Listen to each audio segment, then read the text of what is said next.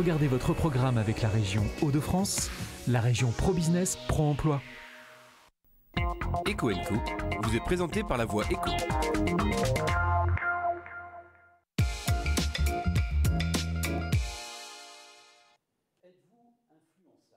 Oui, je crois que vous êtes influençable. Tiens, prenez par exemple l'univers de la beauté.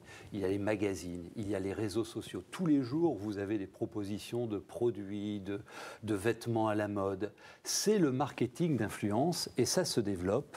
Et bonne pioche, puisque la grande journée de la communication, Common Day, cette année, a décidé de prendre ce thème et de le décortiquer tellement il va occuper nos vies de plus en plus. Bienvenue à Benoît Renard. Merci. Vous allez intervenir au cours de cette journée. Alors, je vous donnerai les renseignements tout à l'heure. C'est le 20 mars, mardi prochain. Et ce grand événement de la communication, il a été créé par Maxime François. Vous en êtes l'animateur et vous nous le présenterez tout à l'heure. Alors, c'est quoi un influenceur ? C'est un grand terme, un influenceur. Ouais. Aujourd'hui, on a tous un potentiel d'influence. Autant en 1960, 70 ou 90, il n'y avait pas les réseaux sociaux. On pouvait déjà être influent. Sauf que ça ne se voyait pas. On écoutait, on en parlait, mais on ne le propageait pas. Aujourd'hui, depuis 2006, 2007, l'émergence des réseaux sociaux, on a tous ce potentiel d'avoir des gens qui nous entourent sur des communautés. Par exemple, Par exemple, je peux être un influenceur, vous pouvez l'être, vous êtes sur votre réseau social, sur Facebook, sur LinkedIn, sur Twitter et les autres. J'ai 100 abonnés, j'en ai 200, 10 000, 1 million. J'ai un potentiel d'influence. Si je prends par exemple l'exemple d'une marque, vraiment je suis jeune parent, je vais commencer à consommer et acheter des poussettes ou des choses pour les enfants. Vous faites du storytelling, vous le racontez, je parle, je prends une et photo, vous influencez. Et je peux influencer. Alors il y a un business autour de tout ça. Alors il n'y a pas longtemps, ici, on a reçu Enjoy Phoenix, qui a des fans par dizaines, centaines de milliers. Elle est influenceur, bien évidemment, mais il y a aussi des micro-influenceurs. On dit qu'à partir de 10 000 fans, on peut rentrer dans le marché, c'est ça ? Tout à fait, et même des nanos aujourd'hui, c'est ce qu'on voit un peu dans les médias. Ouais. À partir de 2000, on est nano. Micro, c'est plus ou moins 10 000 influenceurs, puis après on monte à des influenceurs. D'accord. Après, il y a les influenceurs médiatiques. Ça peut être à l'origine des journalistes, ce sont des influenceurs. Il y a les blogueurs qui sont arrivés après, qui sont devenus influenceurs. Quand Julien Doré fait la une d'un journal avec un t-shirt, il influence parce que derrière on achète le t-shirt. Exactement. Alors les marques utilisent l'influence, ils ne font plus que des 4x3 et de la pub à la télé, c'est bien dommage d'ailleurs, et elles font de plus en plus d'influence. Donc il y a un marché de l'influence. Il y a un marché de l'influence, mais qui n'est pas forcément nouveau, c'est juste qu'il s'est développé avec le temps et avec l'émergence et l'arrivée des nouvelles plateformes et des nouveaux médias. On parle de marketing d'influence parce qu'aujourd'hui, les marques vont être intéressées pour aller directement auprès de leurs clients. Moi, mon métier, je suis attaché de presse de formation, a toujours été... grande agence de notre région. Exactement, a toujours été dans l'entremise, c'est-à-dire je contacte des journalistes, ils parlent d'un sujet et les transmettent à leurs lecteurs. Mais dites donc, autour de tout ça, quelle transparence, parce que ça doit être carnaval des fake news, l'influence. Après, on n'est pas dans un système régulé comme on peut avoir dans les médias. Des fois, j'interroge des blogueurs ou des journalistes, il y a cette caution du média. Après, c'est l'influence que va en faire le blogueur. À partir du moment où on commence à suivre un blogueur, il a une certaine réputation, mais on peut toujours se poser la question si il n'a pas été rémunéré. Aujourd'hui, il y a des lois qui obligent en tout cas de dire qu'on est sur un poste rémunéré. Mais il y a toujours cette question, bien sûr, qui existe.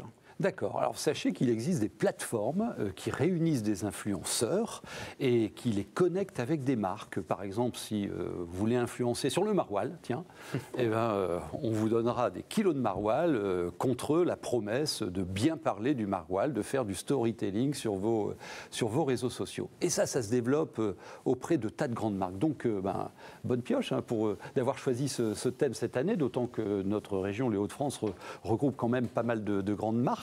Le Common Day, quelle édition ? 8e édition. Ça monte là, ça monte. Le grand rendez-vous de la com des Hauts-de-France. Absolument. On a accueilli 2500 personnes l'année dernière. On espère encore augmenter le visitorat.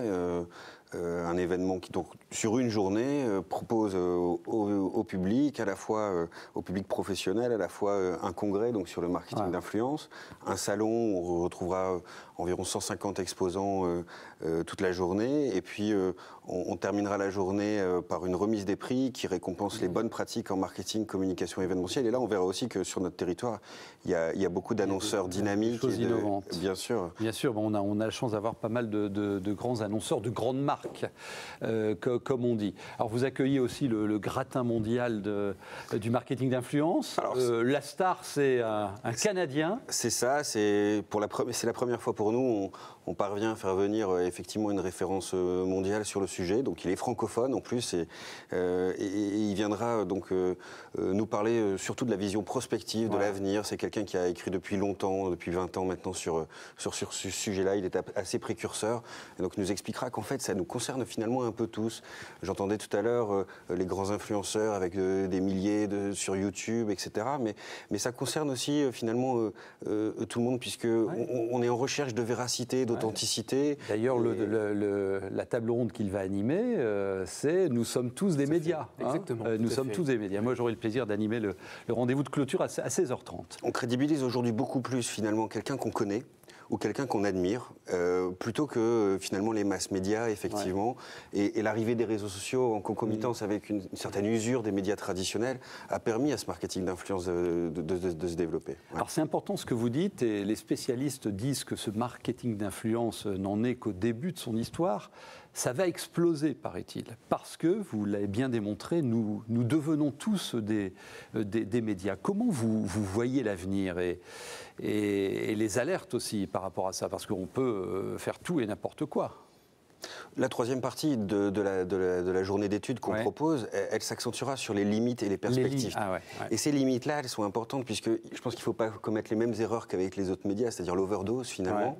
Et on en parlait tout à l'heure, la limite du message authentique, véritable, etc., qu'on recherche et qui est véhiculé par ces réseaux sociaux, il atteint tout de suite sa limite si on sait qu'il s'agit effectivement d'un sponsoring, qu'il y a une rémunération derrière, et où finalement le message, là, il perd de sa nature véritable. Et donc ça, c'est vraiment peut-être une vraie limite. Après, quelque part, je pense que la puissance de ces réseaux sociaux, elle amène à réguler aussi certaines pratiques.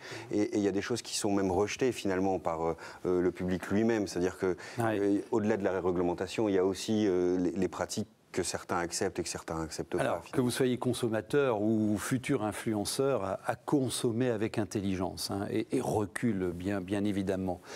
Très vite, vous vous rappelez de la dernière fois où vous étiez en flagrant délit d'influence, vous, dans votre boulot ou dans votre vie de tous les jours, en quelques secondes? Oui, ça peut être là, en attendant le rendez-vous aujourd'hui, j'ai partagé une info sur LinkedIn. C'était retweeté 3-4 fois en quelques minutes. C'est un niveau d'influence, on va dire. C'était quoi? C'était Commandeur. Ah oui, ça c'est de la belle info. Ça c'est de la belle influence. Il y aura quand même un certain nombre de cas concrets qui seront présentés avec des belles marques de notre région. On pense à Bonduel, on pense à d'autres qui se sont emparés comme ça de blogueurs qui relaient des infos avec une véritable relation à construire finalement. Vous aimez les haricots, vous avez le droit d'en parler sur votre réseau social. C'est le Commander Day, ça se déroule mardi prochain 20 mars. Notez le site où vous aurez plein d'infos. À bientôt.